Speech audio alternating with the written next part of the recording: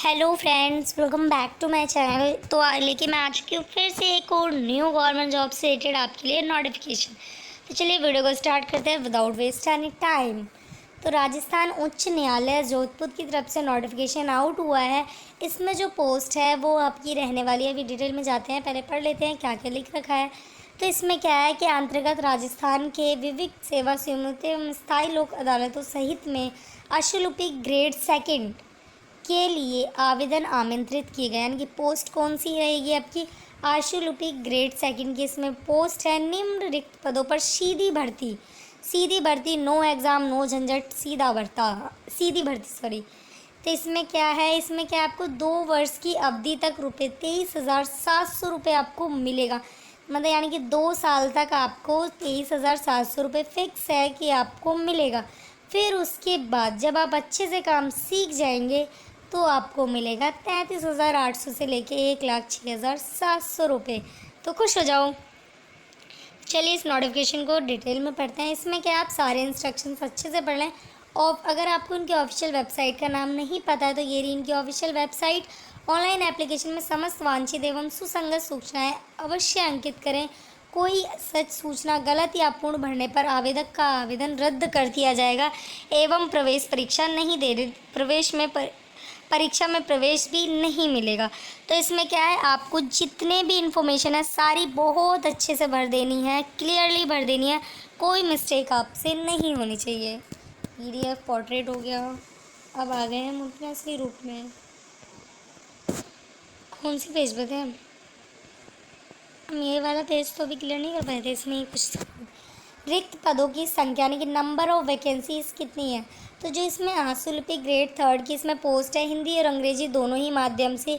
इसके अंदर क्या है, अगर आप नॉन टीएसपी एरिया से हैं, संलग्न 1 जिसे कहते हैं और संलग्न 2, तो उनके लिए वैकेंसीज देख लेते हैं। उपयुक्त रिक्त पदों की संख्या में भर्ती प्रक्रिया के दौरान किसी भी समय निम्नानुसार कमी या बढ़ोतरी की जा सकती है। यानी कि वो पोस्ट बढ़ा भी सकते हैं, पोस्ट घटा भी सकते हैं। पोस्ट यहाँ पे आप देख सकते हैं कि कितनी कितनी है, किस एरिया में। इसमें जैसे कि हिंदी के लिए अगर आप नॉन टीएसपी एरिया से हैं तो 1 वैकेंसी है, टीएसपी एरिया से हैं तो 2 वैकेंसी है, इंग्लिश मीडियम से टीएसपी एरिया से 3 वैकेंसीज़ है, टीएसपी एरिया से 4 है, या नॉन टीएसपी एरिया से था। और फिर अगर आप जिला विविध विवादित प्राधिकरणों, तालुका विविध का सेवा समिति के स्थायी एवं लोक अदालतों सहित एवं आशुलिपिक क्षेत्र ग्रेड सेकंड से करते हैं तो टीएसपी नॉन एरिया के लिए है 5 और टीएसपी एरिया के लिए है 6। और देख लेते हैं इन्होंने दे रखा है। इसमें या तो ये वैकेंसी बढ़ा भी सकते हैं, वैकेंसी कम भी कर सकते हैं, अपने अकॉर्डिंग उसे चेंज कर सकते हैं। इनके पास ऐसा राइट है। तो नेक्स्ट यहाँ पे वॉरिस कैटेगरीज, तो यहाँ पे कुछ ऐसा कुछ खास है नहीं, मैं वही चीज़ आपको बताऊँगी जो खास है।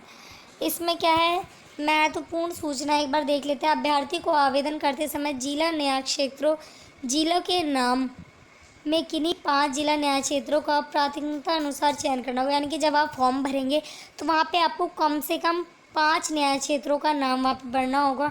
नॉन टीएसपी एरिया के आवेदक जिलों का चयन करते समय अनुसूचित क्षेत्र टीएसपी एरिया के जिलों का चयन नहीं कर सकते।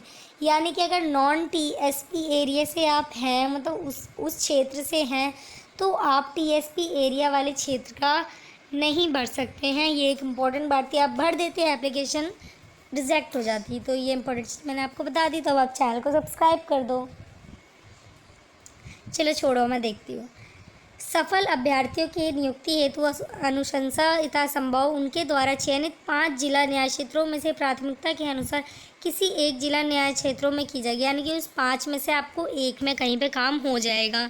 और कुछ इंपॉर्टेंट यहाँ दिख रहे हैं। मिनिमम एकेडमिक क्वालिफिकेशन, इनकी क्वालिफिकेशन क्या होनी चाहिए, तो मस्ट है pass a senior secondary examination in arts और साइंस और commerce of Rajasthan board of. यहाँ पे क्या है, आपने कम से कम सीनियर सेकेंडरी एग्जामिनेशन अगर 12th कर रखी हो, आर्ट्स से की हो, साइंस से की हो, कॉमर्स से की हो, डज नॉट मैटर, बस आपने कर रखी हो। Must possess a good working know, यानी कि आपका कैरेक्टर वगैरह अच्छा होना चाहिए। और प्लस आप अगर हिंदी के लिए अप्लाई करते हैं तो आपकी हिंदी बेस्ट होनी चाहिए। देवनागरी आपकी अच्छी होनी चाहिए, स्क्रिप्ट ऑफ राजस्थानी डायलेक्ट, और आपको राजस्थानी वो भी आना चाहिए, मतलब जो आप वो वहाँ का रहन सहन, बोलने का तरीका, ये सब वो कहना चाहते हैं। नेक्स्ट मस्ट हैव पास, साथ में आपकी क्या होना चाहिए, ओ और higher level certificate course conduct bye, ये आपके पास है तो आप अप्लाई कर सकते हैं। ये नहीं है, ये है, ये नहीं डिप्लोमा है कंप्यूटर साइंस में, और वो नहीं है तो diploma science engineering polytechnic institution ने कर रखा हो तो भी चल जाएगा। ये नहीं है तो आपने राजस्थान स्टेट सर्टिफिकेट से कोर्स कर रखा हो इन्फॉर्मेशन टेक्नोलॉजी का तो भी हो जाएगा। ये भी नहीं है तो आपने senior secondary school examination with computer science कर रखा हो ऑप्शनल सब्जेक्ट में, ऑप्शनल में जैसे रहता है तो भी हो जाएगा। मतलब इतनी सारी चॉइस है तो आपके पास है तो भर देना। सिटीजनशिप इंडिया डे एज क्या रहनी चाहिए, तो एज क्या आपकी 18 से 40 साल के बीच में रहनी चाहिए। 1 जनवरी के बेस पे वो लोग आपकी एज काउंट करेंगे, 2024, 2023 नहीं। रिलैक्सेशन आपको इसमें मिल जाएगा जिस हिसाब से रहता है, और करैक्टर वगैरह आपका अच्छा होना चाहिए। एप्लीकेशन फ़ीस कितनी रहेगी, तो अगर आप जनरल कैटेगरी से हैं, ओबीसी कैटेगरी से हैं, या फिर अति पिछड़ा वर्ग क्रीमी लेयर, ओबीसी कैंडिडेट्स में क्या होता है, 2 होता है, एक क्रीमी लेयर होता है, एक नॉन क्रीमी लेयर, तो आप दोनों से ही हों तो 700 रुपये। और अगर आप अन्य पिछड़ा वर्ग non creamy layer, sorry 1 second, I got it mistake, सामान्य वर्ग क्रीमी लेयर श्रेणी, अति क्रीमी लेयर, पहले अन्य पिछड़ा वर्ग अति क्रीमी लेयर। अच्छा हाँ, जैसे कि आप यूआर कैंडिडेट्स हैं और यूआर कैटेगरी से बिलोंग करते हैं, या ओबीसी कैटेगरी से बिलोंग करते हैं, या फिर अगर आप किसी अदर स्टेट से बिलोंग करते हैं तो आपको 700 रुपये रहेगा। और अगर आप ओबीसी नॉन क्रीमी लेयर से हैं, नॉन क्रीमी श्रेणी से, आर्थिक रूप से कमजोर यानी कि ईडब्ल्यूएस से, तो 550 रुपये रहेगा। और अगर आप पीडब्ल्यूडी कैंडिडेट से तो 450 रुपये रहेगा।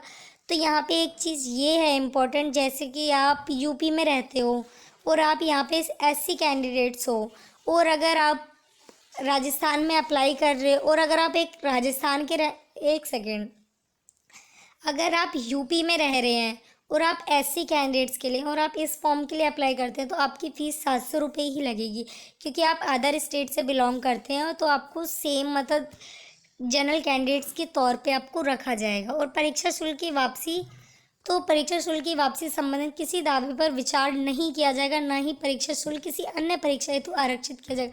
यानी कि पैसा निकलने का तो भूल ही जाओ, बस भूल जाओ।